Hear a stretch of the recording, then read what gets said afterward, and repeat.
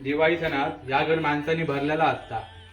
8 दिवस सुखात नांदलेला ह्या घर मात्र नंतर पोरक्या झालेला दिसता. आमच्या गावातली पोरा शहरी भागात शिकाक गेली, त्यामुळे आमच्या गावातली शाळा बंद पडत गेली. ह्या काहीतरी थांबणं गरजेचा असा.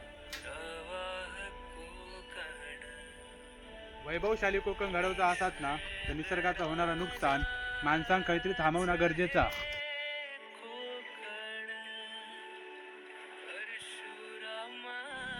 जर आपल्या खराच वैभवशाली कोकण घडवचं असा ना तर ह्या प्लास्टिकमुळे होणारी या ओढ्याची अस्वच्छता आपल्या खैतरी थांबवणं गरजेचा असा.